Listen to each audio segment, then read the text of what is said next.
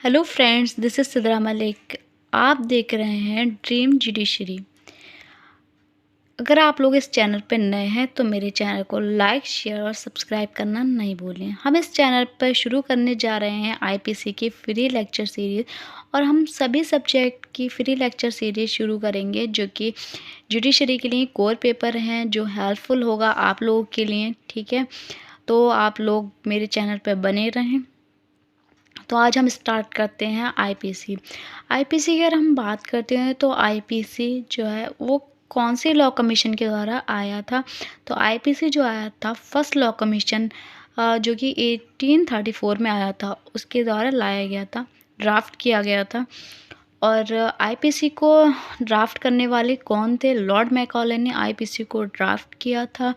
और IPC enactment date क्या है? आईपीसी की इनेक्टमेंट डेट है 6 अक्टूबर 1860। आईपीसी इन्फोर्स में कब आया? आईपीसी इन्फोर्स में आया था 1 जनवरी 1862। ठीक है, आईपीसी में 23 चैप्टर्स हैं, 511 सेक्शन हैं। ठीक है, ये जो मेन पॉइंट मैंने आपको बताया उनको याद रखना, क्योंकि जुडिशरी के एग्ज़ाम में कभी कभी ये पॉइंट पूछ लिए जाते हैं।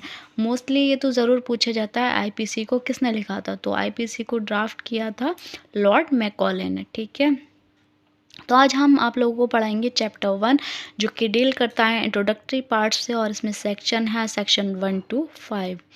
ओके, तो without wasting much of time हम लोग आगे बढ़ते हैं।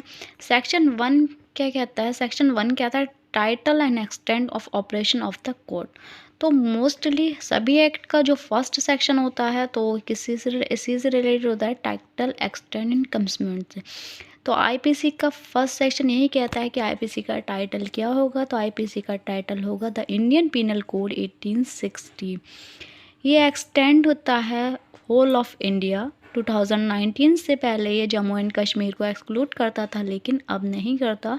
2019 अमेंडमेंट जो एक्ट आया है जम्मू एंड कश्मीर का, उसके बाद ये जम्मू एंड कश्मीर में भी एक्सटेंट होता है। ठीक है, पहले जम्मू कश्मीर में से पहले उसका अलग चलता था Ranbir penal code. Ranbir penal code जो चलता था वो जम्मू कश्मीर का था, उसमें आईपीसी जब लागू नहीं होता था। लेकिन 2019 के बाद रणवीर पीनल कोड को हटा दिया गया। आईपीसी होल ऑफ इंडिया में लागू होता है। ठीक है, कमेंसमेंट मैंने आप लोगों को बता दिया, इसका कमेंसमेंट होता 1 जनवरी 1862 को। अब सेकंड सेक्शन इसका बात करता है मैंने आप लोगों को बता दिया, इसका कमेंसमेंट होता 1 जनवरी 1862 को।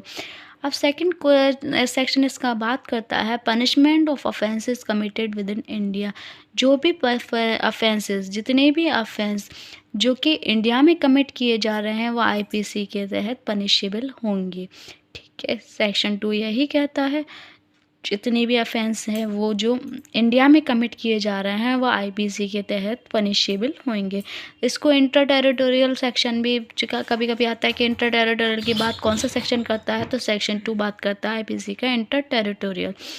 अगर हम सेक्शन 3 की बात करते हैं, punishment of offences committed beyond but which may by law may be tried within India। एक बार इसको रीड आउट करते हैं।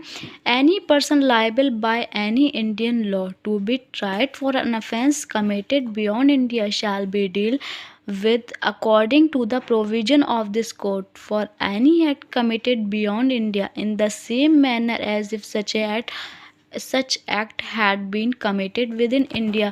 इसमें यह है कोई भी ऐसा पर्सन जो कि इंडिया के बाहर एक ऑफेंस कमिट करता है, इंडिया का जो इंडिया का सिटीज़न है, एग्जाम्पल के तौर पर आप समझ सकते हैं कि एक पर्सन है, इंडिया का सिटीज़न है, वो चाइना में जाके बी का मर्डर कर देता है, तो वो क्या होगा, जो ए है वो पनिशेबल होगा इंडिया में, उसका ऑफेंस इंडिया में ट्राइबल होगा, क्योंकि इसको ऐसा माना जाएगा कि वो पर्सन अगर इंडिया में ऐसा ऑफेंस करता तो उसको इंडिया के तहत उसको पनिशमेंट दी जाती। ठीक है, तो वो इंडिया में ट्राइबल होगा और वो पनिशेबल होगा आईपीसी के तहत। अब सेक्शन 4 की बात करता है extension of court to extra territorial offences. पहली बात एक्स्ट्रा टेरिटोरियल, ये बहुत पूछा जाता है कि एक्स्ट्रा टेरिटोरियल ऑफेंसेस कौन सा सेक्शन बात करता है? सेक्शन 4 बात करता है। और इंटर टेरिटोरियल की जो बात करता है तो सेक्शन 2 करता है। ठीक है, तो इसको भी एक बार रीड आउट कर लेते हैं। The provision of this code can apply also to any offences committed by any citizen of India in any place without and beyond India। मतलब कोई भी इंडिया का सिटीज़न इंडिया के बाहर जाके ऑफेंस कमिट कर रहा है तो वो इंडिया में ट्राइबल होगा। ठीक है, जैसे एक पर्सन है इंडिया का सिटीज़न है, वो जाके बी को USA में जाके बी का ग्रेव असर्ट कर रहा है, मर्डर कर रहा है, कोई भी ऑफेंस कमिट कर रहा है तो वो इंडिया में ट्राइबल होगा। एनी पर्सन और एनी शिप और aircraft register India wherever it may be. कोई भी शिप और कोई भी एयरक्राफ्ट इंडिया में रजिस्टर और उस पर ऑफेंस कमिट होता है वो कहीं, कोई भी इंडिया का सिटीज़न इंडिया के बाहर जाके ऑफेंस कमिट कर रहा है तो वो इंडिया में ट्राइबल होगा। ठीक है, जैसे एक पर्सन है इंडिया का सिटीज़न है, वो जाके बी को USA में जाके बी का ग्रेव असर्ट कर रहा है, मर्डर कर रहा है, कोई भी ऑफेंस कमिट कर रहा है तो वो इंडिया में ट्राइबल होगा। एनी पर्सन और एनी शिप और aircraft register India wherever it may be. कोई भी शिप और कोई भी एयरक्राफ्ट इंडिया में रजिस्टर और उस पर ऑफेंस कमिट होता है वो कहीं पर भी है और उस पर अगर ऑफेंस कमिट होता है वो तो IPC के तहत वो पनिशेबल होगा, वो ट्राइबल होगा। ठीक है, अगर हम इसके थर्ड पॉइंट की बात करते हैं तो any person in any place without and beyond India committing offense targeting a computer resources locates in India। कोई भी पर्सन, कोई भी बंदा बाहर बैठे हुए इंडिया के कंप्यूटर को, रिसोर्सेज को जो इंडिया में लोकेट है उसको टारगेट कर रहा है तो IPC के तहत ट्राइबल होगा। ठीक है, अब अगर हम इसके एक्सप्लेनेशन को देखते हैं तो ऑफेंस में यही क्या है, offence includes every act committed outside India which it committed in India would be punishable under this code. जो मैंने आपको समझाया कि वो भले ही बाहर किया जा रहा है लेकिन वो पनिशेबल दिस कोड के तहत होगा।